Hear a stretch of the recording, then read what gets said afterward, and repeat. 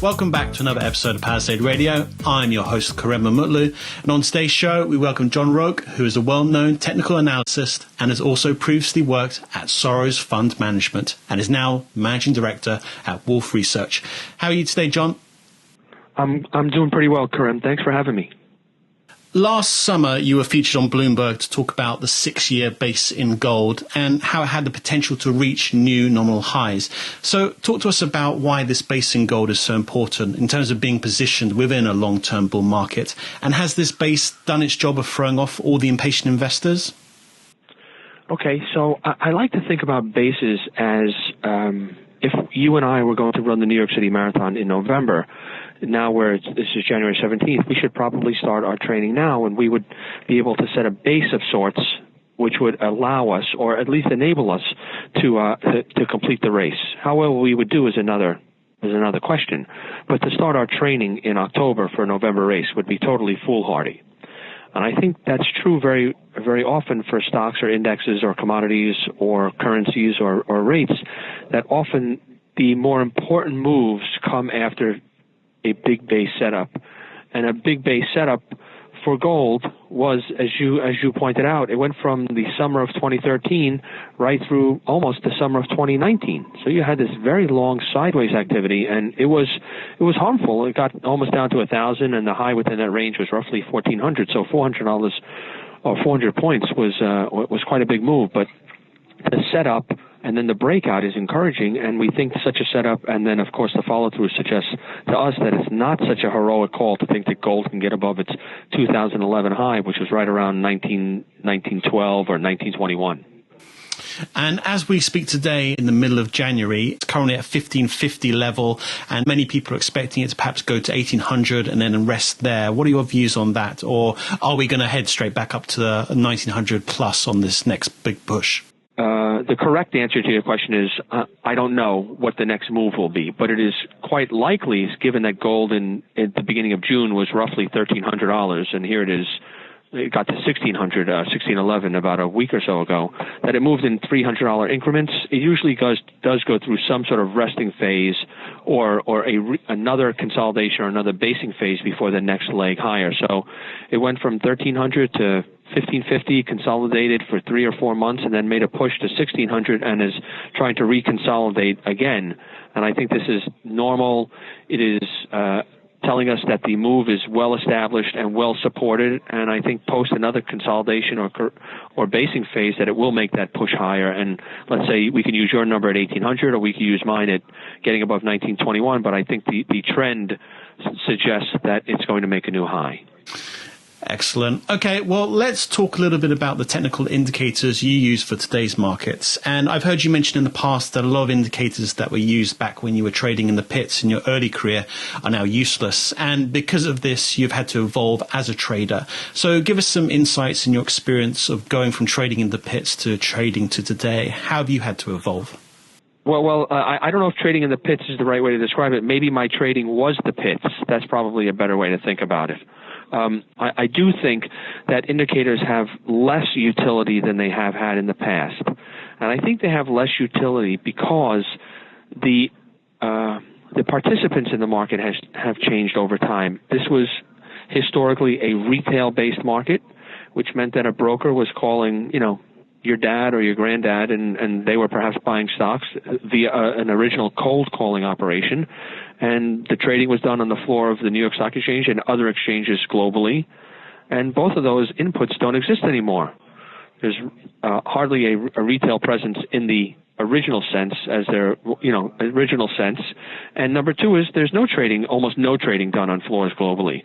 So all the indicators that were ever created were created in prior environments, and those inputs don't necessarily occur here. We have all the data for the indicators. I maintain them. I keep them up. I still input much of the data by hand on a daily basis because it gives me a better feel for it. But I found, and I wonder, and this is a part of the never-ending process of trying to continue to learn in our business, do the algos which dominate today's action, or the machine trading or the robot trading, do those items care about indicators? Do they care that the market might be overvalued? Do they care that there's a negative divergence between price and one of its momentum indicators? Do they care about how many stocks are making new highs on a daily basis? Do they care about cumulative breadth, which is the daily difference of advancing stocks less declining volume? Advancing stocks less declining stocks. And the same thing is true for cumulative volume, advancing volume less declining volume. I don't know that any of the algos being put to use today care about any of those indicators. But we as, and I'll use this in a polite fashion, as old-timers continue to reference them in the hope that they will provide some insight. I just don't think that they have the insight that they did in prior cycles. Yeah, that's very interesting. You mentioned the algorithms and the bots, because a lot of investors believe that nobody can perhaps trade better than the computer, especially on a short term. I believe that. Yeah, especially. I believe that in the short term. Yes. So if we are trying to beat the market, do we now have to focus on the big picture all the time? And is the big picture in terms of years instead of months? And has the length of how long you've had to trade gotten longer over your career, John? Okay, so those are all important questions, and I'm going to answer them as follows. Number one is, I think investors do themselves a great disservice with the notion that they are always tasked with beating the S&P 500, which is a near impossibility because investors are playing a different game than the S&P is playing, and I'm going to try to do it in the following fashion to explain it. Number one is the S&P has no fiduciary responsibility to anyone or anything. But a person who's managing their own money or managing money for others does have fiduciary responsibility. For example, if a stock is bought and priced at $10, and we own it in our portfolio, Karim, and the S&P owns it as well at $10, and it goes to 20 because we were really lucky, we may decide to reduce that stock as a percentage of our portfolio. Maybe it's gotten too big. Maybe it's created too big of a beta input with respect to the rest of our portfolio. Maybe it's prudent for us to take some of that money off and redeploy it. The S&P never does that. So if we do that and we take it down, we take our weighting down because it doubled, the S&P's weighting perhaps grows. And let's say that stock then moves from 20 to 40. Well, that stock went from 10 to 40, and we don't own it anymore. We only owned it from 10 to 20. How can we outperform the S&P 500 if we continue to exercise some fiduciary responsibility or some prudent responsibility to perhaps bank or take some profits on some of our winners over time? You can't beat the S&P 500 that way. Number two is the S&P 500 doesn't have any commission costs. We have commission costs all the time. It's another factor.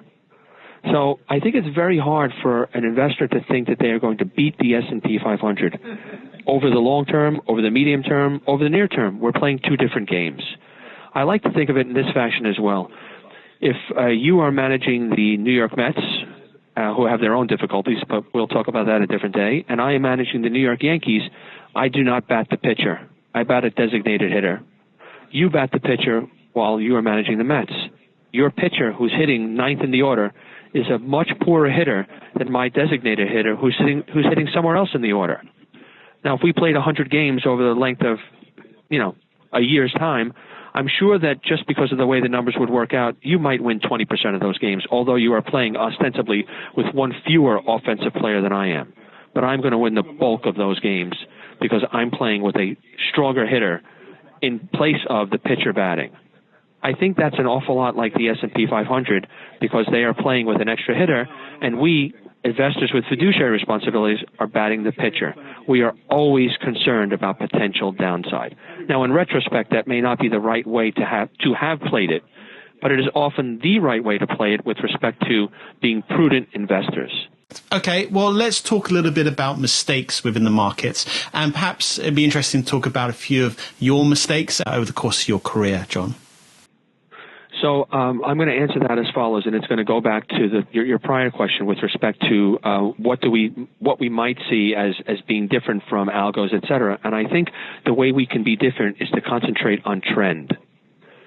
And it's very difficult to concentrate on trend because we all sit very close to our screens, and we are all inundated with a plethora of information which we think we have to make decisions about. And that impacts our investment decisions. I remember a line I used many years ago where somebody said, "What are you thinking?" And my reply was, I think what I thought. Meaning there's nothing new for me to think about, so I'm going to leave my decision as it was.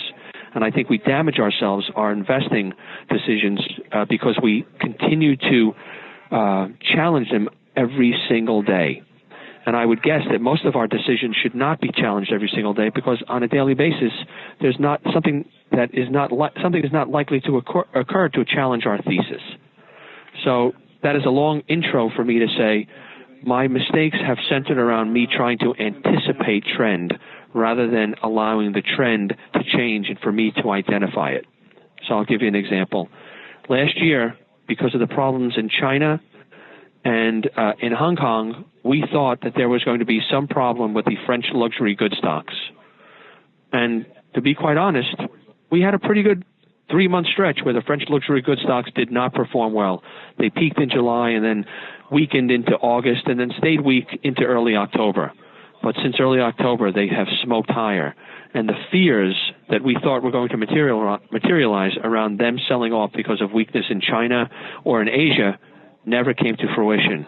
And that was a big mistake for us because we had anticipated a trend change and one was not occurring.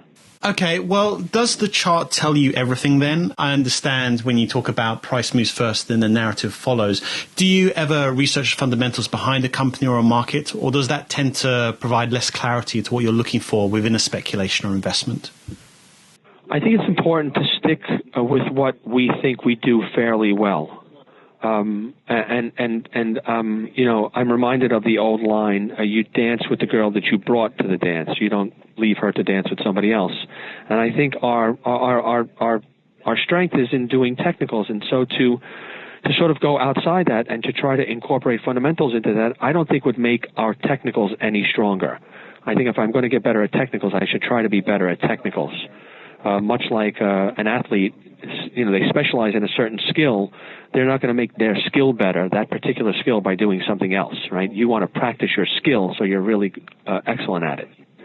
And so we do not incorporate fundamentals for another reason, because when speaking to clients, they're calling us not for our fundamental take, but for our technical take. And I think over time, when people get to know you and people get to trust you, and let's say, offer, respect your work or consider it of some value, they really only want you to do what you're good at rather than bringing in something that you're not good at. And so we don't include fundamental work because we're just not good at it. We don't do it. We would rather not do something that we don't have any skill with. As we begin to wrap up, John, what markets are you focusing on for 2020? It's the beginning of a new decade, so what do you expect to occur over this year and perhaps the coming years? Okay, that's a tall order with respect to your question, Karim, so I'm going to try to do the best I can. Number one, of course, is we always have to pay attention to the S&P 500. First, we sit in New York. Number two is the action in the S&P 500, because it's the biggest market globally, tends to affect other markets as well. If something's happening here in technology stocks, we should be paying attention to what's happening in Asia with technology stocks. If something's happening here in the U.S. with respect to the 10-year Treasury yield, we should know that over time G7 yields move in the same direction as our 10-year Treasury yield. So the U.S. market dominates. That's number one. Number two is we've been keen on Japan for some time, and we think Japan has a very good chance to do better in 2020. We're also keen on the improvement in Asia as a whole, outside of Japan. We like the action we're noticing in Australia and in Canada, and some would claim that those are natural resource markets. That's fine for us. If they're improving for that reason, that's fine. We'll listen and we'll try to find corroborating evidence, but we like the action in those two markets as well. And we're keen to pay attention to gold, because we think that, as we've talked in the earlier part of this conversation, we think gold is going to make a new all-time high. And we want to pay attention, of course, very closely to what yields are doing. And if we were to look at yields on a longer-term basis, does it suggest that the low in yield was in when it got down to about 1.40, and is the top of the range 3%? That's what the that's what the chart suggests, or that's what the long-term trend suggests. And over the last few years, that range has been between 1.4% and 3%. So those are the things that we're keen on for 2020. But I would also say to you, those are the things we're keen on for every year. And it seems to me that the more we look at them, I don't necessarily know if we have greater insight, but we're learning more each year that we do. Fantastic. Okay, many thanks for your time today, John. It's been fantastic having you on the show. Thanks for having me, Karim. Look forward to doing it again.